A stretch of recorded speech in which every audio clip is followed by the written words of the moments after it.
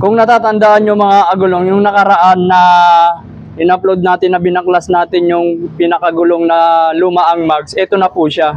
Napakaganda na po.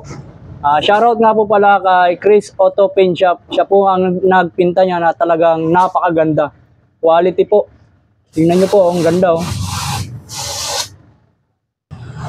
Yan. Yung isa pa niya na, yung dalawang piraso pa po niyan, kinukuha pa po. Ito po yung mga gulong niya, iniwan sa akin. 215/45/17 ang sukat ng kanyang gulong. Talagang low profile po ito at talagang medyo may kahirapan. Ang diameter yung sinasabi ko sa inyo, yung pinaka-diameter ng mags. Ayan po oh. Kung mapapansin nyo, ito, napakanipis sa diameter niya. Kumpara dito sa ibabaw, ang lapad. Ngayon, ang pag-i-install nito dito po sa ilalim, hindi rito sa ibabaw. Ano po? Yan, ito po ang malapad. Ang lapad. Ito po ay maiksi.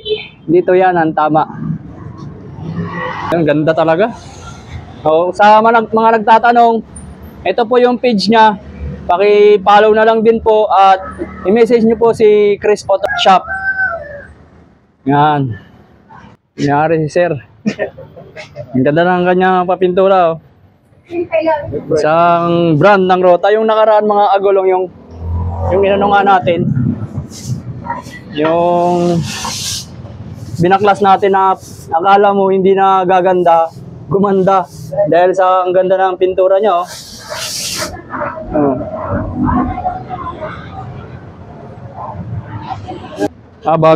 Bagay sa puti talaga to. Yan. Original na Rota to, napakamahal na mags ito. Reverse mounting.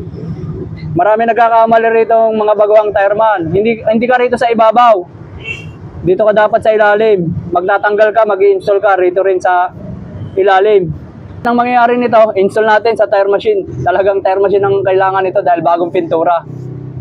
Pwede naman manu-manuhin yan, basta maging maingat lang po tayo. Hindi ko naman po sinabi na hindi pwede. Lagyan natin yan sa pin. Ayun, ako una, hirap din ako maglagay ng sapin ng ganito. Kailangan mo lang, itapat mo muna yung mags dito. Kasi ito ay reverse mounting.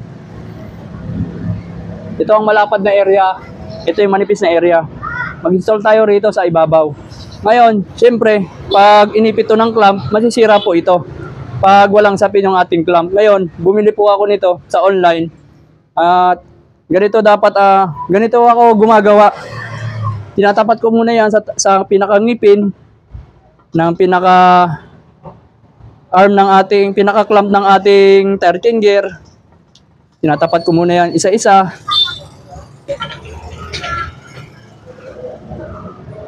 Para sakto po siya doon sa pinaka-arm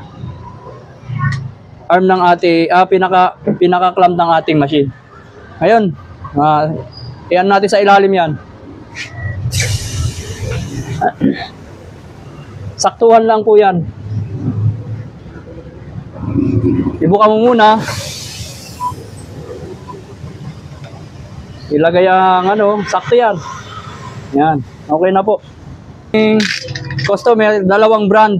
Isang Kingshan at isang Cylon. Tanggalin mo natin tong pintura. Ito yung mga pintura na yan, mga gulong. Pag hindi mo tinanggal sa gulong yan. Ito lang ang kaliit na pintura or yung nabakbak na pintura. Pag yan kumalso sa ating gulong, nagkukos din yan ng singaw. Kaya kailangan maging malinis din po ang ating gulong na nilalagay. Ito yung dati niyang pintura doon sa pinaka-mags na dati. Ngayon kumapit sa gulong, tanggalin natin. Kasi magkukos ng singaw yan. Gusto naman uli natin to.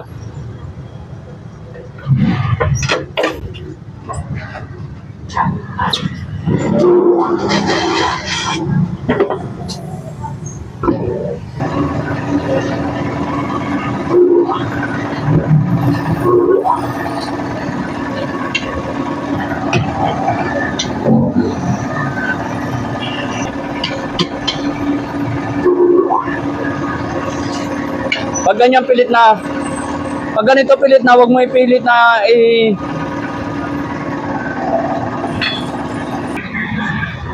pag ganitong pilit na yung gulong, kailangan i-press down mo yan. Kasi once na hindi mo pinirest down itong mga gulong na nakaangat, ay magkakaroon ng pagpunit ng labi ng gulong. Ang kailangan mo lang yan, pababa.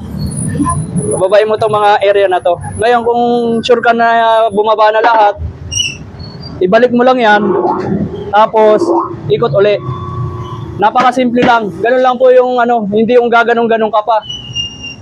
Hindi naman kailangan natin puwersahin yung pag-ikot. Ang kailangan mo dito sa tire machine, perfect timing din.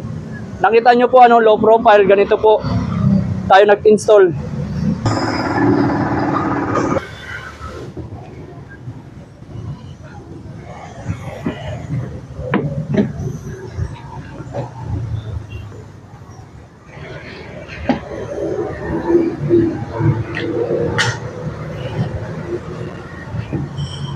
Kaya pag nag-ano kayo, nagkakabit kayo ng low profile, huwag niyong biglain na iikot yung kumuha po kayo ng perfect timing at huwag mo masyadong i-press down yung gulong.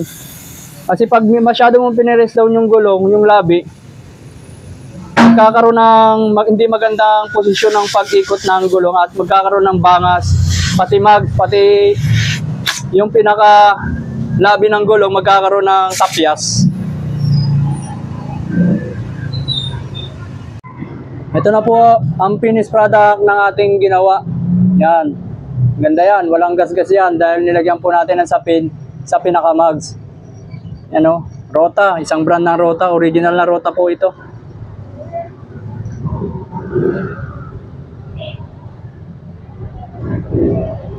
Sa mga followers ko po, sa top fan, sa mga nag-share ng aking ina-upload, salamat po sa inyong lahat. At muli, hanggang dito na lang. Kita-kits po tayo sa next upload, mga kagulong.